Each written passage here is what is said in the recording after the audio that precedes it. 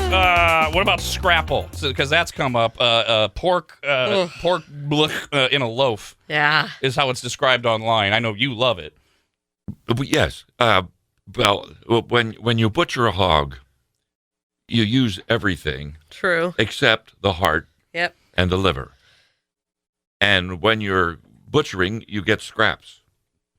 So you'll have leftover pork shoulder, leftover rib meat, and all of those. And what you don't use to make sausage is still, but basically it's the heart and the liver, and you boil it, and then you take the broth and strain it in case any bones got in, and then you put the meat into a pot and cook the meat back in the broth until it's, and then you grind it till it's very fine.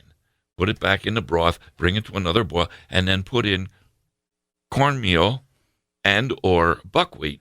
Only gets Cornmeal. and stir it while it thickens. Oh, God. And when it's thickened almost to the point that you're having trouble stirring it, that means it's congealed enough. You put it into a bread pan.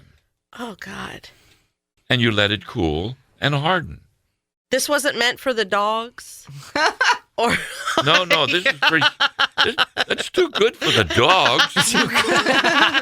And then when it's cool, you dump it out of the bread pan and you slice it. I like mine really thin, like an 1/8 inch, but it's suggested up to 1/4 of an inch. And then you fry it on both sides, and you have this marvelous. And you eat it like that. You don't eat it with gravy on it or any type of sauce. sandwich.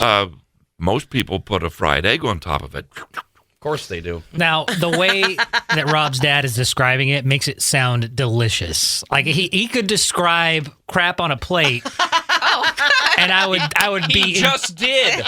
I would eat it.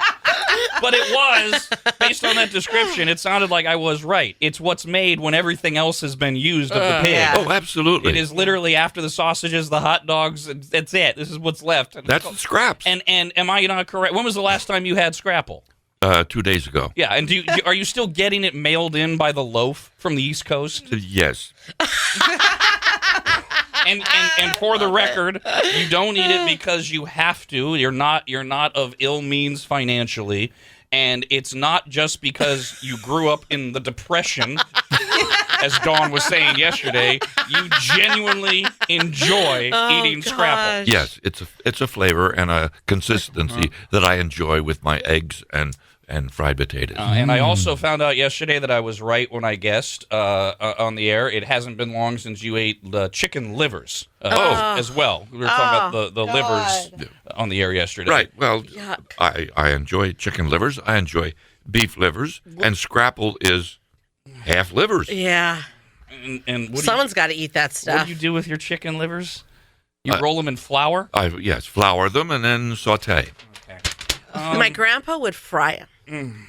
Yeah, well, Deep fry? Like Deep deep fry. fry 'em?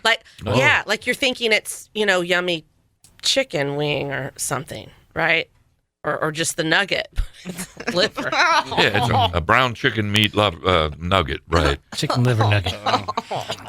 And the other thing I brought up yesterday, when was the last time you had a peanut butter and banana or onion sandwich or you had some horrible concoction that I used to eat when I was a child, but I don't know if you still Well, eat those. you mentioned peanut butter and onion on the air. Yeah. But peanut butter and anything.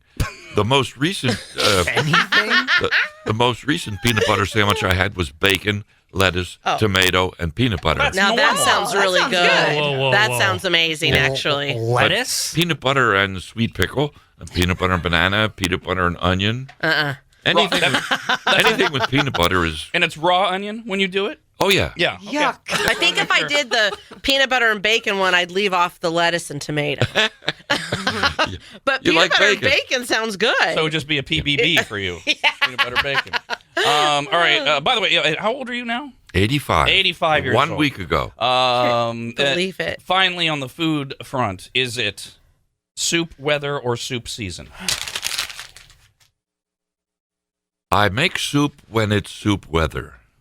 Oh. No. But that usually happens when the season is right for soup. Have you heard my logical dissertation on why I converted myself from soup weather to soup season? Woo! Thank you, Rob. Because I realized that soup is eaten more prominently during a certain time of the year, October through Marchish, depending. We're just going to use our neck of the woods, Northern California, Northern Nevada, because I was having an epiphany driving home. I was going to light up the fireplace, and I went, "Oh yeah, it's fireplace season." Wait a minute, I'm saying that because I might use the fireplace in June because we get a few thunder boomers that roll through, but it's fireplace season between October and March, therefore it's more prominent. Therefore, soup season is a thing, and it exists. Does that convert you over to soup season? Is if you have to choose, it's soup season. It's soup season. Damn it! You thought you had an ally there, Brandon. Come to our side, so Brandon. close. Come on over, buddy. We'll welcome you. No. Soup weather. Every Saturday, I go to the farmer's market and I buy the freshest vegetables. And there are seasons of the year when soup vegetables are ready. Yes, that's exactly it. Right. There's a spring soup season and there's a fall soup season, and they are seasons. Yes. Yep. Amen. It's the Rob, Anybody, and Dawn Show.